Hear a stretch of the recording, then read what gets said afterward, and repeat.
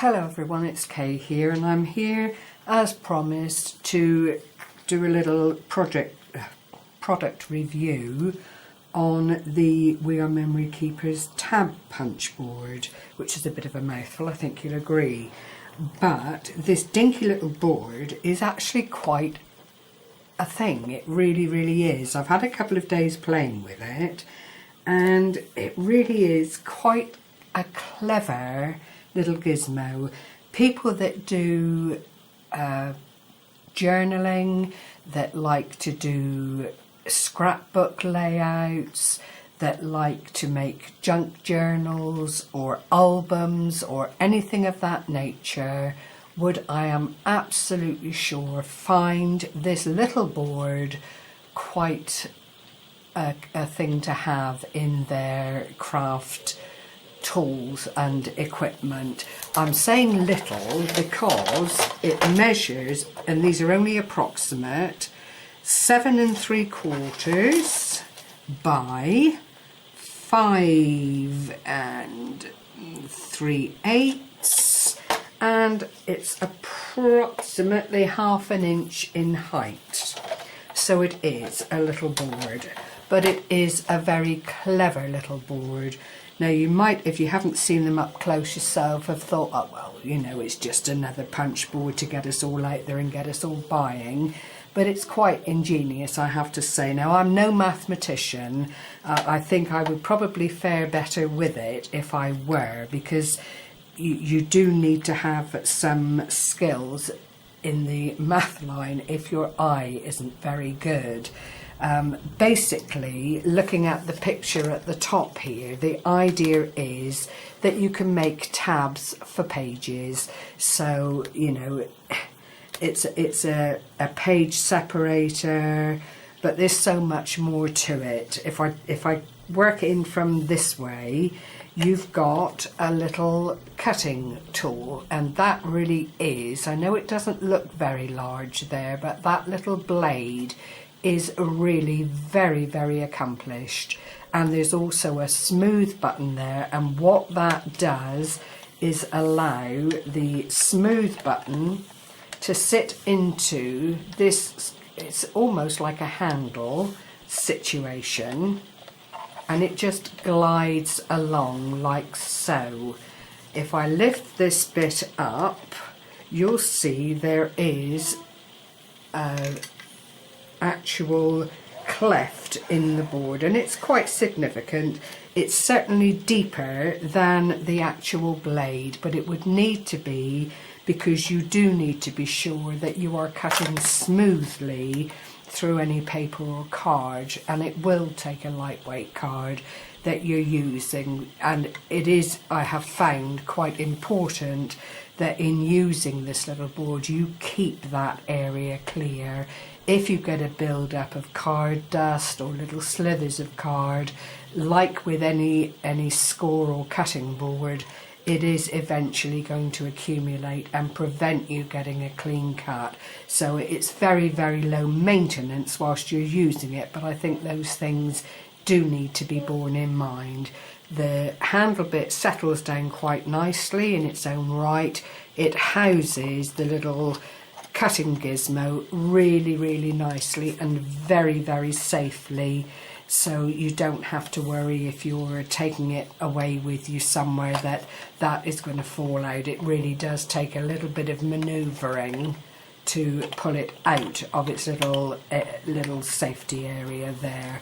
There's also then this square punched area here, and I'm hoping, there it is, the camera is picking up. This is the actual shape of the tab for that side of the board, and the board is very much split into two aspects. You've got numbers up to 12 on this side, with all these little areas scored out within the makeup of the board. You've got a little button here, and it really is quite tiny. If I lay it on the board, I'm sure you'll see it better. It almost looks like a piece of Lego. It's got two longer prongs on one side. It's square, transparent, and you've got 2 areas on the board that it will fit into if you fit it in the right way up. So if you use it in the first hole here, that will round off corners, so you don't, if you're making little envelopes and things, or you want to corner edge your cardstock, you don't have to run away and get a separate implement to do that with. If you then take it out and put it into the next little groove there, that just helps with side tabs and that kind of thing. I can't say that there is any measurement significance in these scores. There are 12, but clearly the board isn't 12 inches long. But I think what it does is gives you numbers to work by when you start looking at what size tab you want to have on your card. Within each of these sections is the initial S, M and L for small, medium and large, which allows you then to define the actual size of the tab that you're wanting to make. And on this side you've got small, medium and large. That coincides with whatever size you decide to do your tab on this side, which probably doesn't sound very straightforward when I'm just talking about it, but I'll give you some examples in a little while as to how it actually works. All in all, it is a lovely little board. I don't think if you were to lose this piece that it would cause you any great problems, because there are score lines between each of the sets of holes that lets you still line up if you were unfortunate enough to lose the easy border there as it's stored in the actual component here. Now what I have done off camera, because it's certainly been easier, is made some tabs to show you. I've just got an ordinary notebook here. I was, like a lot of people, thinking about getting into some journaling and that kind of thing, or at least marking out my day. You know, it's just like keeping a diary, isn't it? And I've used smaller sheets. This is the American cardstock, and I've got 4 6x6 tabs, which I'm quite happy with, because there's nothing to stop you doing a little bit of journaling underneath there.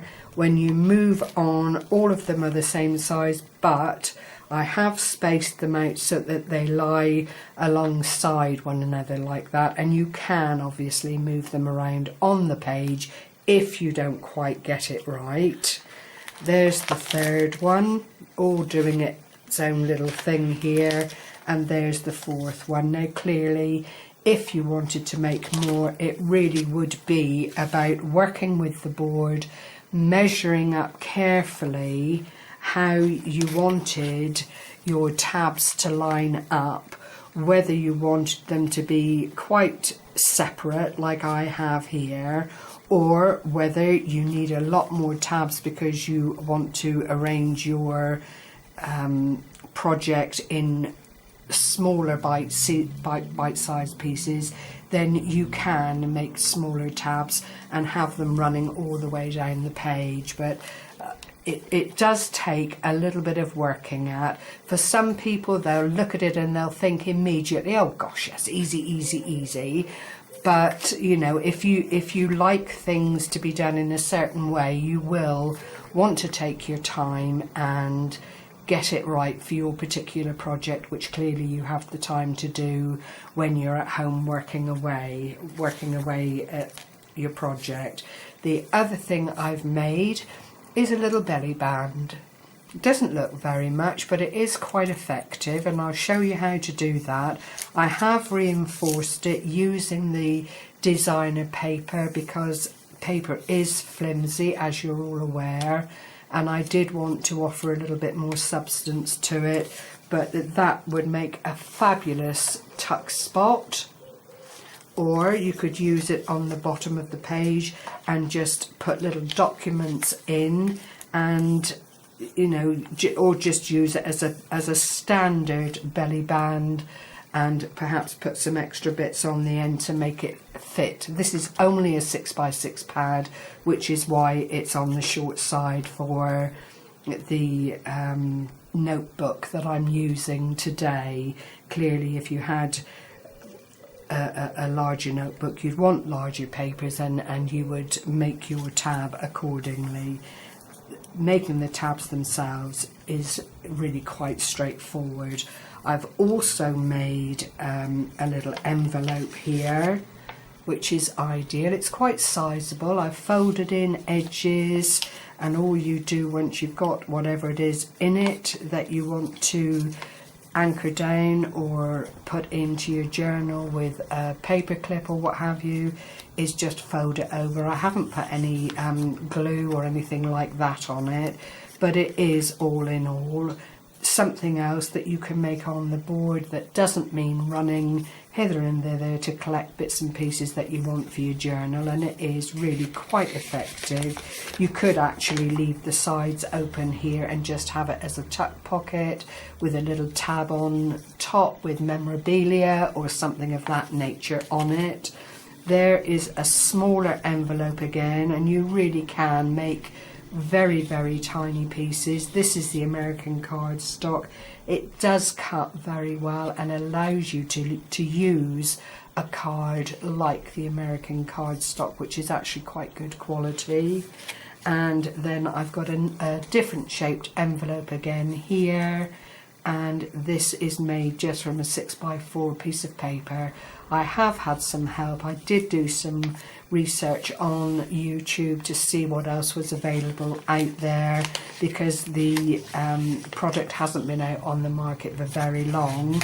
But all in all, if you wanted to send little bits and pieces within your projects, you could make that, for example, pocket letter size, slip it in behind your little pockets on the pocket letter and just put your goodies inside, so that you know there's another surprise there for the recipient of the pocket letter. It is really quite limitless. You don't have to be confined by the tab board itself. It's like everything. This is the ingredient. What you then do with the ingredient is entirely up to you, and I think some wonderful things are achieved just by playing with it, seeing what its capabilities are in your own home, and then doing with it as you will as you go along. There have been many of the Memory Keeper boards on the market, as I'm sure you're all aware, and they have all defied the makers and gone on to do a few more extra things than were probably anticipated when the boards were first just a concept in someone's mind. So having rambled on quite enough, I'm sure you're tired of me already. What I'll do is get my 6x6 papers. I've gone back to the Dancing with Daisies paper pack, and this is the, oh hold on a minute, got it upside down, Wild Rose Studio. Again, Handy Hippo, www.co.uk.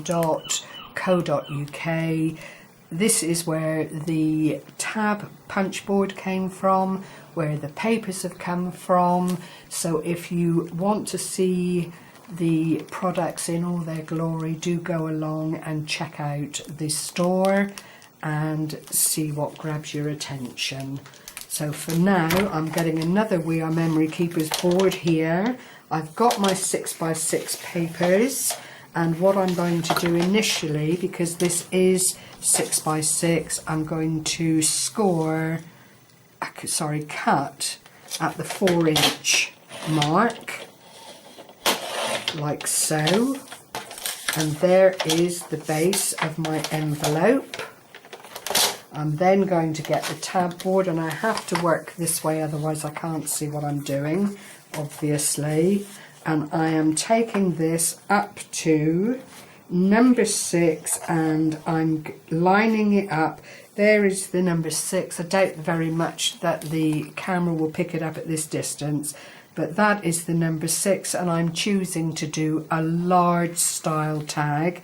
So I'm lining it up like so, making sure my card is to the very back, that my paper is to the very back of the little guideline here, and I'm just going to punch down. It's not a heavy mechanism, but if you have problems with your hands, you might like to choose to use both hands or 2 sets of fingers to press down in and get the required cutout. You then take it out, turn it over so you've got the other side of the paper, and I'm coming out to the large tag on this side, and I'm going to press down again, and there is that cutout as quickly as that. I then put the paper in the other way up. I'm still going to 6 and on large tag, and I'm pressing down, I'm turning over, going back to the 6 and lining up with the large tag here. And it's a bit like the envelope board. You can either line up at the 6 or line up the cutout shape on the edge of the board there and press down, and there is the beginnings of your envelope. What I then did was folded into the curved edge of the middle of the card and the cutout, if that makes sense. I'm going to use this as a back flap for my envelope.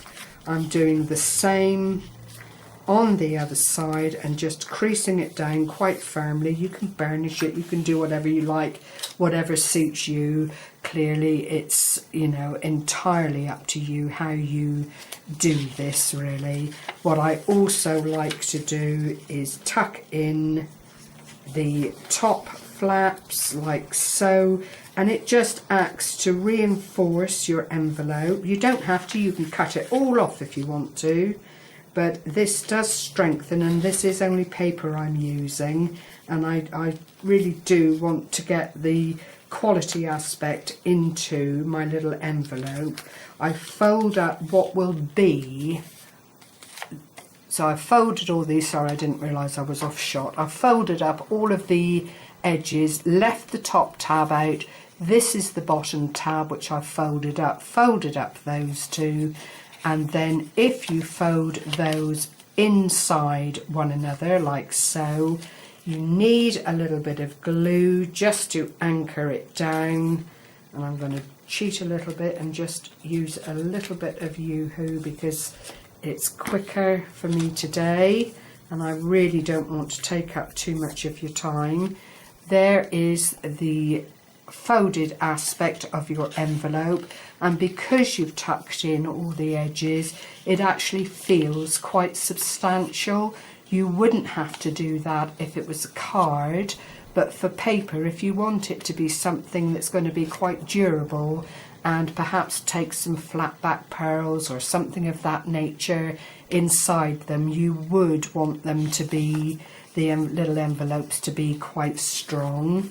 I'm then going to just pop a little bit of glue onto the bottom there, fold it up and over like so, and there is a really dinky but quite substantial envelope.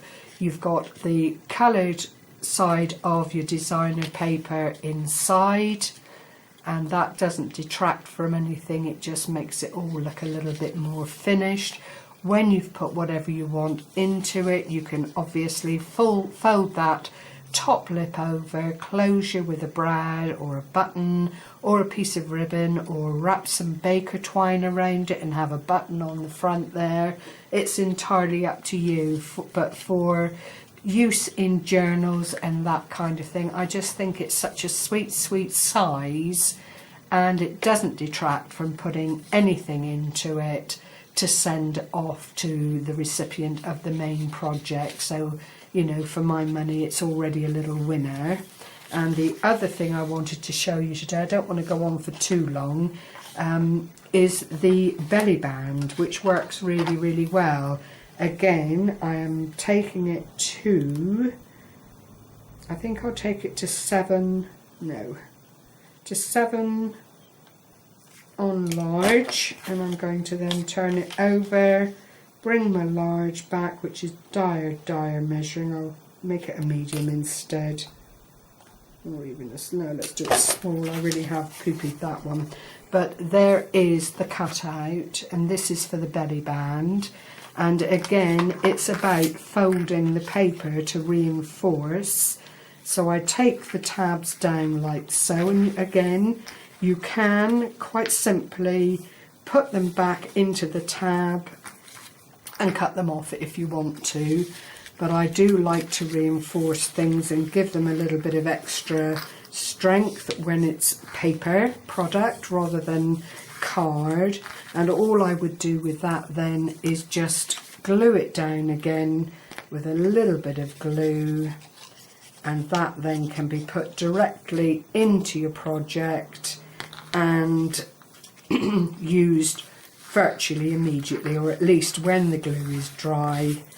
And it's just a nice, tidy, but quite significant little belly band, which you could, as I have already said, you could have it running down your notebook like so and just pop things underneath. You could have it across the base of your project like so and just use it as a little tuck spot. There really are lots and lots of things you can do with these lovely little gizmos.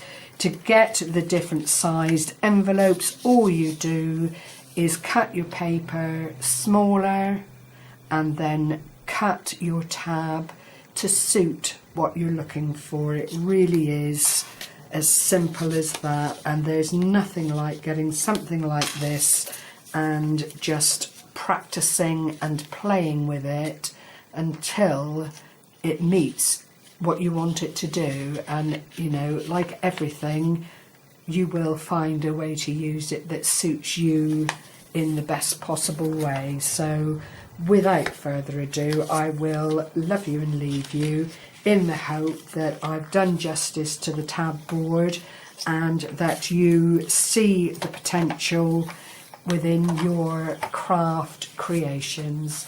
Thank you for spending this time with me. Take care, everyone. Bye bye for now.